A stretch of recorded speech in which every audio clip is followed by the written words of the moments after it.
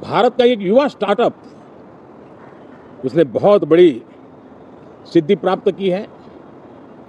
विश्व के कम ही देश हैं जहां इस प्रकार से प्राइवेट साहस हुए हैं और भारत के युवाओं ने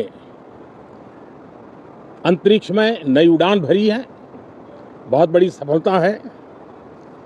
और ये जो स्काई रूट स्टार्टअप है उसमें जो नौजवान काम कर रहे हैं, मुझे बताया गया उनकी पूरी टीम की जो एवरेज एज है वो सिर्फ 28 साल है। ऐसे नौजवानों ने ये काम करके दिखाया है। ये स्टार्टअप ने 28 के एवरेज वाले नौजवानों ने अंतरिक्ष में भारत का झंडा गाड़ दिया है। उनको तो बधाई है ही है, लेकिन ऐसी बातें जो हैं जो भारत को आत्मविश्वास से भर देती है।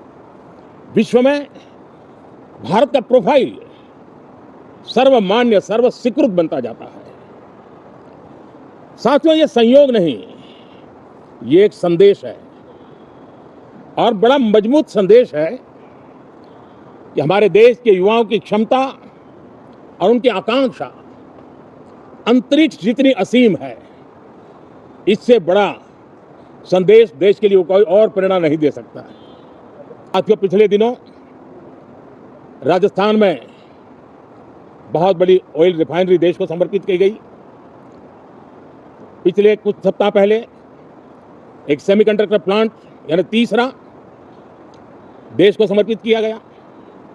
अभी कुछ दिन पहले ग्रीन हाइड्रोजन से चलने वाली ट्रेन, और विश्व में बहुत कम देश ऐसे हैं कि जिनके पास ये सुविधा है, लेकिन भारत ने जो हाइड्रोजन ट्रेन देशवासियों को समर्पित की है वो सबसे ताकतवर इंजन वाली है और सबसे लंबी है।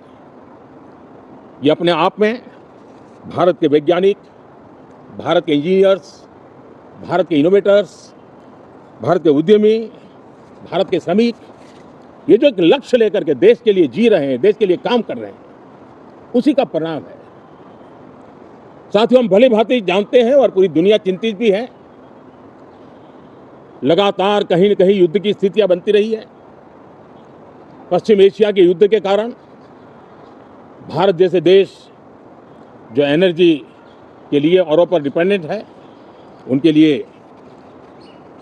ये पश्चिम एशिया का युद्ध एक बहुत ही बड़ा संकट का कारण रहा। Petrol, diesel, LPG, fertiliser, chemicals, यानी हर विषय में अनेक बाधाएं, अनेक संकट आए। उसके बावजूद भी भारत 7.7% के ग्रोथ से दुनिया की मेजर इकोनॉमी में सबसे तेज गति से आगे बढ़ने वाला देश बन के रहा। यह भारत के सामर्थ्य का परिचायक है। सकारात्मक स्पिरिट राष्ट्र के लक्ष्यों को प्राप्त करने के लिए बहुत आवश्यक होता है। हमारे सदन में बहुत अनुभवी सांसद भी है, दल उनका कोई भी हो, लेकिन उनके पास एक लंबा अनुभव है। ऐसे समय में उनके अनुभव की, उनके ज्ञान की संसद को भी जरूरत है, देश को भी जरूरत है। और इसके लिए संसद का चलना, सार्थक चर्चा होना, मिलजुल करके देश को आगे ले जाने के संकल्प लेना, ये मैं समझता हूं कि बहुत ही समय की मांग है।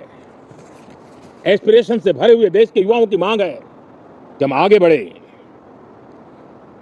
आज समय की मांग है कि राष्ट्र निष्ठा से भरे हुए, राष्ट्रभक्ति के लिए जी रहे आवाज को सदन में उचित मंच मिलता रहे, वे अपनी आवाज को बुलंद करें, देश को दिशा दे। और इसलिए मैं आशा करता हूं और मुझे पक्का विश्वास है, जहां तथ्य होते हैं, जहां तर्क होते हैं, वहां तूफान के लिए जगह नहीं होती है। अगर तर्क मजबूत है, तथ्य मजबूत है, तो शांत चित्त से भी अपनी आवाज को बुलंद बनाया जा सकता है। मैं आशा करता हूं तर्क और तथ्य के साथ सदन की चर्चा को समृद्ध किया जाए, हर आवाज को अवसर मिले, हर विचार को सम्मान मिले। ये संसद की हमारी भूमिका है मैं सभी सांसदों से बढ़ चढ़ करके इस सदन में हिस्सा लेने के लिए निमंत्रित करता हूं। आज सुबह स्पीकर महोदय जी ने भी सोशल मीडिया के माध्यम से देश के सांसदों का स्वागत करने के अपने भाव को व्यक्त किया है। मैं भी उसमें अपना स्वर मिलाता हूं। आप सबका बहुत बहुत धन्यवाद। नमस्कार। Do like and subscribe to my channel for more interesting videos.